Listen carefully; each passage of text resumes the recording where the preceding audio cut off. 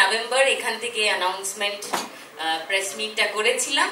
1 December থেকে শোটা সান বাংলার পর্দায় এসেছে এবং অলরেডি 1 মাস 1 সপ্তাহ হয়ে গিয়েছে এবং অভূতপূর্ব সারা লাবণ্য, মানে আমিও ভাবতে পারিনি যে এই চ্যানেলটা, মানে সবাই জানতো যে এই চ্যানেলটা অপেক্ষাকৃত কম দর্শক দেখেন, এই জায়গা থেকে শুরু করে এখন এই শোটা সব থেকে বেশি মানুষ দেখছেন। তো এইটা কিন্তু একটা অনেক বড় কি বলবো আমাদের প্রাপ্তি। নমস্কার, আমি সুদক্ষিণা চ্যাটার্জি, বিরাটি থেকে এসেছি। এখানে অডিশন দেওয়া থেকে আমার জার্নি শুরু হয়। এসে অডিশন দিয়েছিলাম, তার কিছুদিন পরে ফোন এসেছিল আমার কাছে খেলতে আসার জন্য। প্রথম খেলাতে এসেছিলাম। সবার যেমন স্বপ্ন পূরণ থাকে, আমারও একটা স্বপ্ন পূরণ ছিল, আমার বাবা আর আমার মায়ের স্বপ্ন পূরণ করা। আমার বাবার একজন ট্যাক্সি ড্রাইভার আর আমার মা সাধারণ হাউসওয়াইফ। তো তাদের স্বপ্ন আমি জিতে যে পূরণ করতে পেরেছি, তার জন্য সান বাংলাকে অসংখ্য ধন্যবাদ, লাখ টাকা লক্ষ্মী লাভকে অসংখ্য ধন্যবাদ। আমার প্রথম স্বপ্ন ছিল আমার বাবাকে একটা ফোন কিনে দেওয়া। তো বাবার যেহেতু একজন ট্যাক্সি ড্রাইভার ছিল, তো বাবার গাড়িটাকে বিক্রি করে দিতে হয়েছিল, সামান্য মানে সামান্য অনেক দেনা পাওনা হয়ে গেছিল। তো তার জন্য বাবার ট্যাক্সিটাকে বিক্রি করে দিতে হয়েছিল এবং সেই সময় আমার মাকেও, যেহেতু সংসারের অনেক চাপ, আমাদেরকে পালন লালন অনেক কিছু করতে হয়, তার জন্য মাকেও হাতের বালাটা বিক্রি করতে হয়েছিল, মানে একটা লোহা বাঁধানো, সেটা বিক্রি করতে হয়েছিল। তো তারপরেও বাবা আমাকে, আমার দিদিকে অনেক অনেক সাপোর্ট করেছে আমার নাচের জন্য। তো আমার ইচ্ছা ছিল যে বাবাকে একটা ফোন কিনে দেওয়ার, কারণ হচ্ছে বাবার ফোন ছিল না, ফোন ছিল বলতে খারাপ হয়ে গেছিল। তো ওই বাবাকে একটা ফোন কিনে দেওয়ার খুব ইচ্ছা ছিল। তো এই টাকাটা পেয়ে আমি বাবাকে একটা ট্যাব কিনে দিয়েছি, কারণ আমার বাবার ভীষণ ভীষণ ইচ্ছা ছিল একটা ট্যাবের, মানে বড় ফোনে দেখতে। তো ওই জন্য বাবাকে একটা ট্যাব কিনে দিয়েছি, মাকে একটা লোহা বাঁধানো কিনে দিয়েছি। আমি ভীষণ খুশি তাতে, আমি তাদের স্বপ্ন পূরণ করতে পেরেছি, আমার খুব ভালো লেগেছে। যুদ্ধ অ্যাকচুয়ালি না, ওরা তো এনজয় করে, it doesn't look like a war or battle or anything. মানে আমরা এত মজা করি, হাসতে হাসতে আমার গাল ব্যথা হয়ে গিয়ে গাল কমে গেল, গত 1 মাসে গাল কমে গেছে আমার, রোজ হাসছি সন্ধ্যেবেলা। এবং আমি কোনোভাবেই কোনো কারণেই একা এর কোনো কৃতিত্বের একটা অংশও নিতে চাই না, because there is a fantastic team working behind the camera, যাদেরকে সবাইকে দেখা যায় না। আমাদের পার্টিসিপেন্ট এবং উইনার মা লক্ষ্মী যারা এসেছেন তারা জানেন যে আমার সঙ্গে দেখা হয় ফাইনালি এপিসোডে গিয়ে, কিন্তু তার আগে থেকে প্রত্যেকটা ছেলে মেয়ে, শুভঙ্করের গোটা টিম, সান বাংলার টিম যেভাবে ফ্ললেসলি কাজ করছে। আমার ইচ্ছে ছিল যেটা, মানে সেটা আমি করতে চলেছি, মানে এক ধাপ এগিয়ে গেছি অলরেডি, যে গোটা কলকাতা শহরে কোনো জায়গাতে শুধুমাত্র নবদ্বীপের ক্ষীর দইয়ের কোনো স্টোর বা দোকান কিছুই নেই। নর্মালি মিষ্টির দোকান প্রচুর আছে, পুরনো মিষ্টির দোকানও প্রচুর আছে, বাট শুধুমাত্র যেখানে নবদ্বীপের ক্ষীর দই পাওয়া যায় সেরকম কোনো দোকান নেই। তো এটা আমার মানে হতে চলেছে, যেটা 16 জানুয়ারি ওপেনিং আমার cafe to suspense, Baghajatin road, PC Chandra উল্টো দিকে। রিনাদি বিভিন্ন হাউস হোল্ডে আমাদের যে আয়া সেন্টার থেকে আয়ার কাজ করেন, ওনার স্বামী অসুস্থ, উনি বলেছিলেন যদি যেতেন তাহলে স্বামীর শুশ্রূষা করবেন এবং স্বামীকে সুস্থ করে পুরী বেড়াতে যাবেন, কারণ জীবনে কখনো বেড়াতে যাননি কোনোদিনও। তো রিনাদির কথা যেহেতু আমি 23 নভেম্বর এখানে দাঁড়িয়ে বলেছিলাম, তাই রিনাদি অ্যাকচুয়ালি জিতেছেন, তাই মনে হলো আপনাদের সঙ্গে একবার দেখা করে। কিন্তু রিনাদি জগন্নাথ দর্শন করছেন সুস্থ, আগের থেকে আমার সামনে এখন একটু সুস্থ আছে, আমরা মার্চে যাবো ঠিক করেছি। ছৌ নাচটা হচ্ছে, তখন দেখলাম আমার অ্যাঙ্কার পুরো চুপ হয়ে গেল, সাইলেন্ট। আমি তো চোখ, আমি ক্যামেরায় দেখতে পাচ্ছি মুখটা, কিছু একটা গন্ডগোল, কিছু একটা কেস, কি কেস জানতে হবে আমাকে। তারপর আমি জানলাম যে ছৌ নাচটা নাচলো ওই প্ল্যাটফর্মে, তাকে নিয়ে একটা ছবির গল্প ভেবে রেখেছে, ছবি চিত্রনাট্য এগিয়ে গেছে, এবং কেন তাকে নিয়ে ভেবেছে, কেন তাকে নিয়ে এই গল্পটা তৈরি করার চেষ্টা করেছে। বিভৎস একটা সংগ্রামের গল্প, একটা লড়াইয়ের গল্প, এবং তাকে সামনে থেকে দেখছে, তার সঙ্গে একদিন তাকে নিয়ে কাজ করে হয়েছে, হঠাৎ তাকে সামনে দেখতে পেয়েছে, পুরো শখ আর একদম মানে তার ভুমকে গেছে দেখে, সেটাই বুঝতে পারলাম কি কাটতে হবে আমাকে। আমি জিজ্ঞেস করলাম কি হয়েছে, তখন এই কথাগুলো জানলাম, যারা আপনারা টেলিভিশনে এটা দেখতে পাননি পর্বে। তো সেই পর্বে যে মা লক্ষ্মী এসেছিলেন, একটা অসম্ভব স্বপ্ন পূরণের লড়াই তার জীবনে আছে, এবং তিনি এই যারা একটু এসে দাঁড়িয়ে ছিলেন তাদের মধ্যে দাঁড়াতে পারেননি, কারণ তিনি একটা দূরে থাকেন বলে এখনো দূরেই ছিলেন, তাকে একবার ডেকে নিই। নমস্কার, আমার নাম সুনিতা মাহাতো, আমার বাড়ি পুরুলিয়ার বঙ্গাবাড়ি গ্রামে। আমি একজন মহিলা নৃত্যশিল্পী। আমার একটা স্বপ্ন ছিল যে আমি একটা ছৌ নাচের দল করবো, মহিলা ছৌ নাচের দল। কিন্তু পাড়া প্রতিবেশীদের কাছ থেকে নানান ধরনের কথা শুনতে হয় যে এদের হয়তো নাচ করছে, এদের বিয়ে হবে না। তাই এখানে এসে যে আমি 1 লাখ টাকা জিতেছি, সেটা দিয়ে আমার পোশাক, মুখোশ, ছয়ের যে সাজ সরঞ্জাম সকলে কিনতে পেরেছি।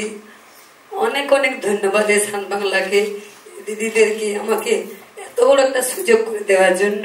তো বুঝতে পারছেন তো যে স্বপ্ন আর শুধু স্বপ্ন নেই, বহু মা লক্ষ্মীর স্বপ্ন অ্যাকচুয়ালি সার্থক হচ্ছে। এটা এখনো আমার মনের মধ্যে লালিত একটা স্বপ্ন যে কোনোদিন আমি এইটা নিয়ে একটা সিনেমা বানাতে চাই। আমি সত্যি হঠাৎ করে ওকে সামনে দেখে একদম বমকে গেছিলাম, কারণ বহুদিন ধরে আমি ভাবছি যে এইটা নিয়ে আমি যদি কখনো সিনেমা পরিচালনা করি, এই গল্প দিয়েই শুরু করব পরিচালনা করা। আজকের এই প্রেস মিটের পর হয়তো সামনের বছর দেখবো এটা নিয়ে ছবিটা বানানো হয়ে গেল, তখন আপনারা জানবেন যে আমি আগে ভেবেছিলাম।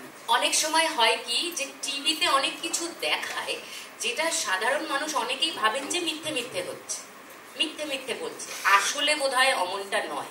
একটা অত বড় চেক দেখালো, ওরকম চেক কি আর সত্যি সত্যি ব্যাংকে গিয়ে ভাঙানো যায়? তা তো নয়। ওটা ওরকম গল্পের মতো দেখালো, আসলে কিছু দেবে টেবে না।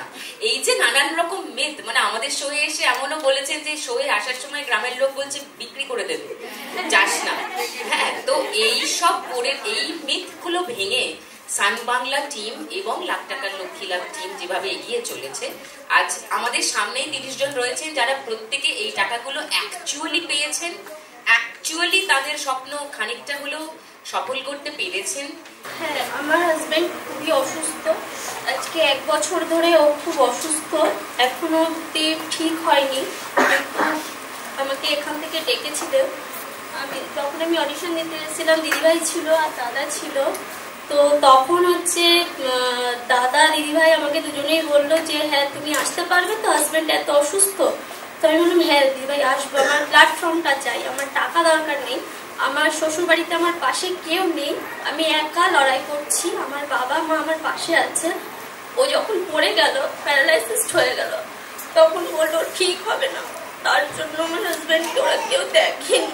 আজকে আমি যখন এখান থেকে খেলে যাই, তারপরে আমি শ্বশুর বাড়ির ওখানে যখন যাই, সবাই বলে তুমি সান বাংলায় গেছিলে, তুমি পেরেছো, তোমার হাজব্যান্ডকে অনেকটা ট্রিটমেন্ট করতে পেরেছো।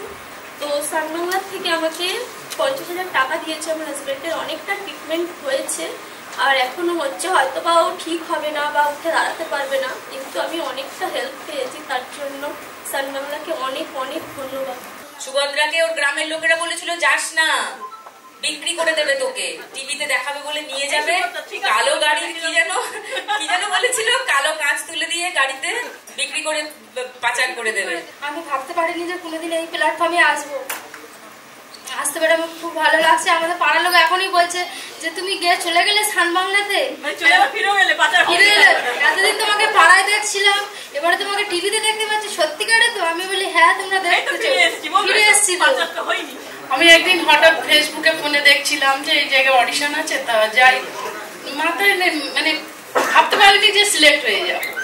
তো সিলেক্টে এসছি, এসে একটু তারপর মনের কথা সান বাংলাতে বলতে পারলাম। এটাই আমার মেয়ের থ্যালাসেমিয়া, তো এসে জিততে পারিনি কোনো রকমে। তো সান বাংলা এতটা হেল্প, আর কিছুটা হেল্প হয়েছে।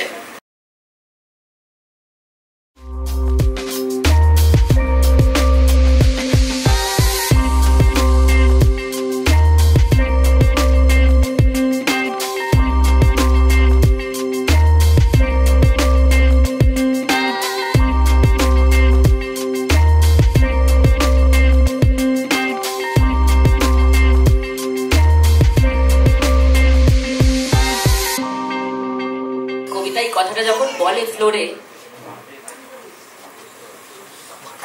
যে আমার বর যখন মধু তুলতে গিয়ে বাঘের মুখে চলে গেল, বর আর ফিরল না, সেই থেকে গ্রামের লোক আমাকে অলক্ষী বলে। আমরা শহরে দাঁড়িয়ে একটা কল্পনাও করতে পারি হয়তো শহরেও ঘটে, অতটা আমরা জানতে পারি না। আমি শোটায় আর কথা বলতে পারছিলাম না সেই মুহূর্তে। কবিতার এপিসোড বোধহয় এখনো টেলিকাস্ট হয়নি।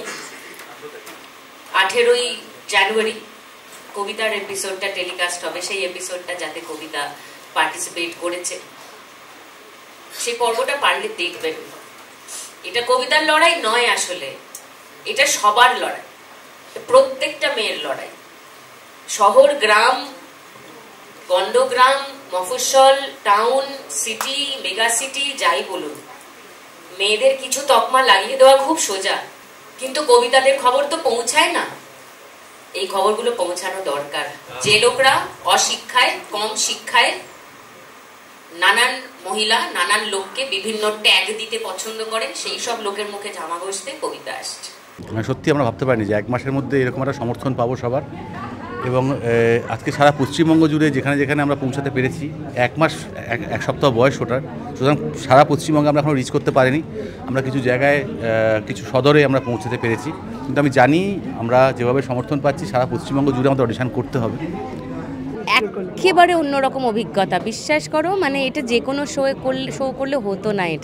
এই শোটা আমার কপালেই ছিল, এটা আমার জন্যই ছিল। কারণ প্রচুর অভিজ্ঞতা হচ্ছে, প্রচুর জীবন সম্পর্কে অভিজ্ঞতা হচ্ছে, প্রচুর মানুষকে জানতে পারছি। আর এমনি আমার মনে হয় আমার বেঁচে থাকার লক্ষ্যই, আমি অন্তত মনে করি, to touch as many lives as possible. হ্যাঁ, তো এখানেও তাই হচ্ছে। I am trying to touch as many lives as possible, and in return I am getting touched by so many lives. So it's a win win situation for me.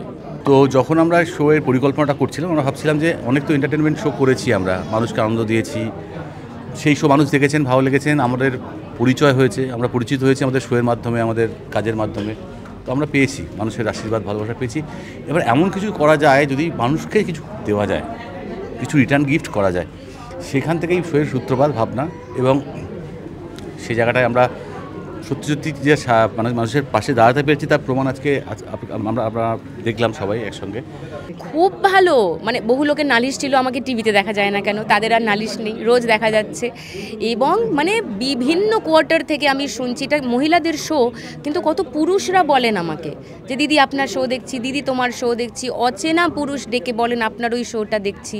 তার মানে এটা বহু মানুষকে টাচ করছে। আর শোটার মধ্যে না একটা সিম্পলিসিটি আছে, এটা শোটার কন্টেন্টের মধ্যেই আছে। আর আমিও চেষ্টা করেছি নিজেকে যতটা সম্ভব সিম্পলি তাদের মধ্যে, মানে ব্যারিয়ার যেন কোনো না থাকে। অ্যান্ড দ্যাট হ্যাজ ওয়ার্কড, এবং দ্যাট ইজ স্টিল ওয়ার্কিং। এবং মানুষ দেখছে, এবং খুব সহজ খেলা এবং সহজ কথা, খুব সহজ একটা শো হচ্ছে। সেই জন্য বোধহয় এত মানুষের পছন্দ হচ্ছে শোটা। তো এই শোটা করার সময় কিন্তু আমাদের প্রথমে ভাবনা ছিল না যে আমরা এই লক্ষ্মী ব্যাংক বিষয়টাকে নিয়ে আসবো।